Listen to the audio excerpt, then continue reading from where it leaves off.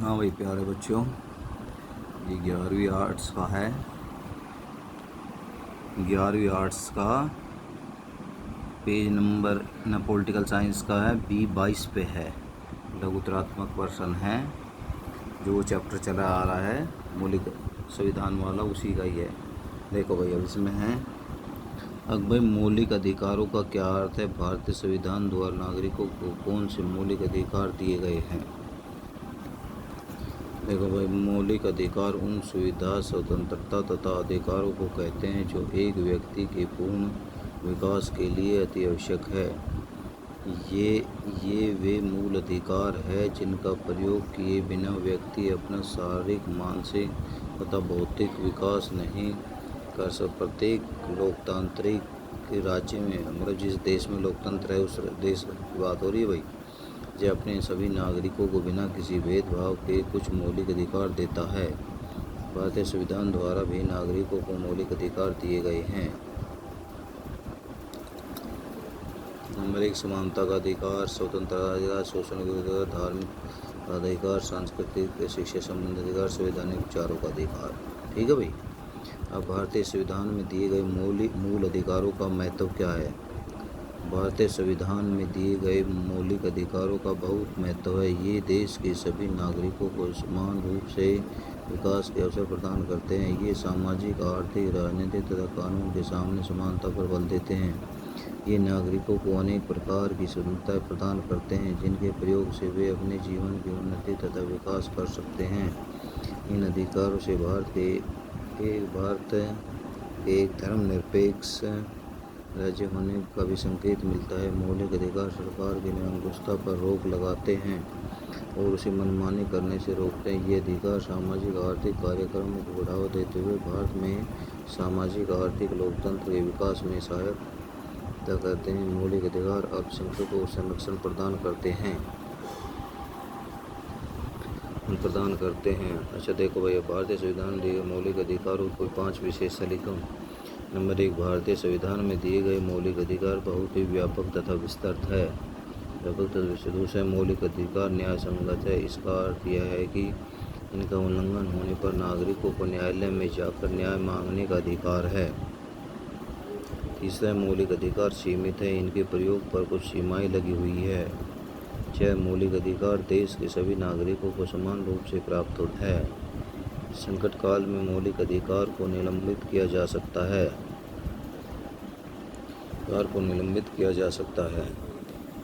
अच्छा, भारतीय संविधान के अनुच्छेद 14 से 18 में दिए समानता के अधिकार का वर्णन करो। समानता के अधिकार का वर्णन संविधान की धारा 14 और 18 में किया गया है। अनुच्छेद 14 के अनुसार भारत के सभी नागरिकों को कानून के सामने समानता प्रदान की गई है। क्या है भाई? अनुच्छेद 14 के अनुसार सभी भारत के नागरिक समान हैं, चाहे वो बड़े से बड़ा अधिकारी है या छोटे से छोटा भाई। ठीक है। अनुच्छेद 15 के अनुसार नागरिकों में जाति, धर्म, रंग, लिंग तथा जन्म स्थान के आधार पर सभी प्रकार के भेदभाव को समाप्त, मतलब भाई जाति से गणना है या इस धर्म का है या इस मतलब स्त्री या पुरुष है, तो वो उनके नाम पर कोई भेदभाव नहीं किया जाएगा। ठीक है भाई। अब अनुच्छेद 16 देखो भाई, अनुच्छेद 16 सभी नागरिकों को सरकारी नौकरी पाने क्षेत्र में समानता प्रदान, मतलब अनुच्छेद 16 के अनुसार सभी नागरिकों, देश के जो नागरिक है सबको नौकरी पाने का अधिकार है। मतलब कैसे? भाई वो इसका अवसर प्राप्त कर सकते हैं कहीं भी।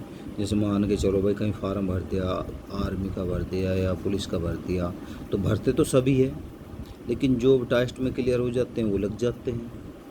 तो क्या है कि भाई नौकरी पाने का अधिकार है तो सभी भर सकते हैं ना। ये ना भाई कुछ विशेष जाति के लोग भरेंगे, ऐसा तो नहीं है। तो सबको वो करने का अधिकार, भरने का।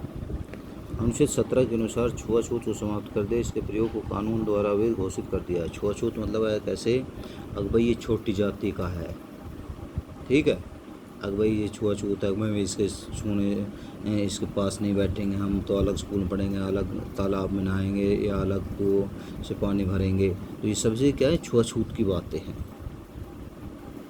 ठीक है भाई, आगे समझ। तो ये छुआछूत को अवैध घोषित कर दिया गया है। सरकार ने। ठीक है।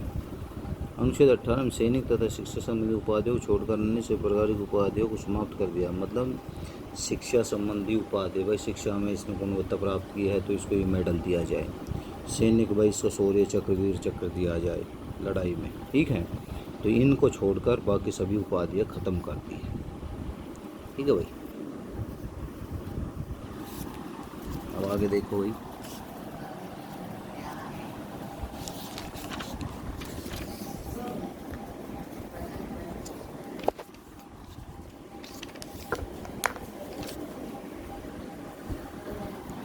देखो संविधान के क्षेत्र में इसके नागरिकों को कौन कौन स्वतंत्रता भारतीय संविधान में दी गई विभिन्न मूल स्वतंत्रताएं की व्याख्या। अनुच्छेद संविधान के अनुच्छेद 19 के नागरिकों ने निम्नलिखित स्वतंत्रता प्रदान की गई।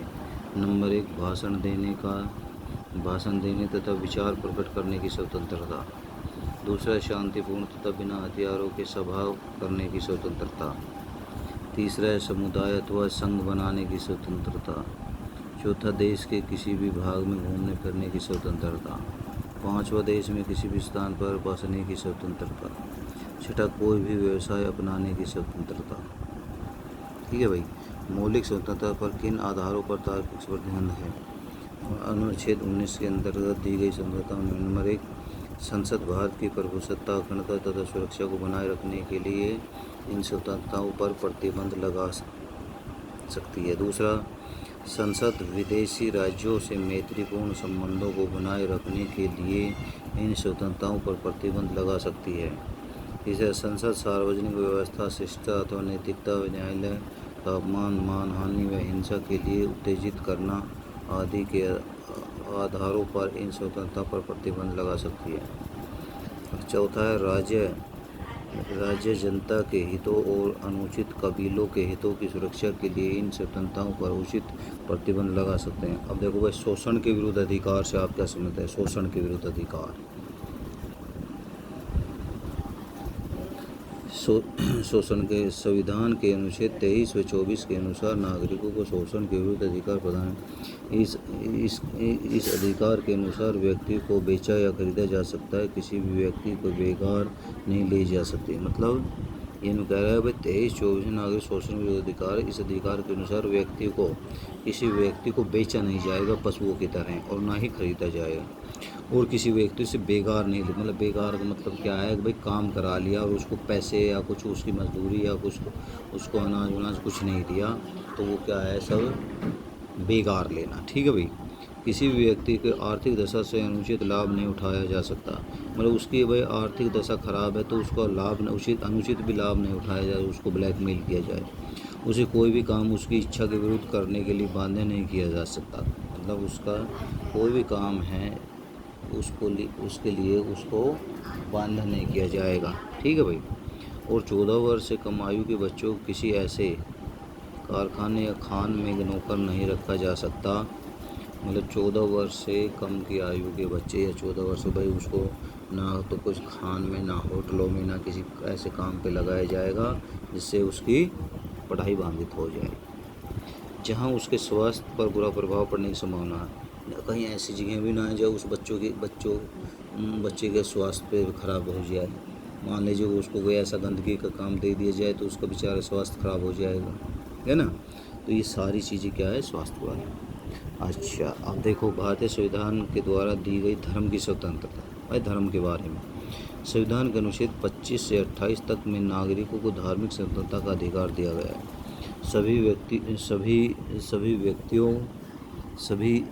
सभी व्यक्तियों के अंतकरण की स्वतंत्रता का समान अधिकार प्राप्त है और उन्हें बिना रोक टोक के धर्म में विश्वास रखने, धार्मिक कार्य करने तथा प्रचार करने का अधिकार है।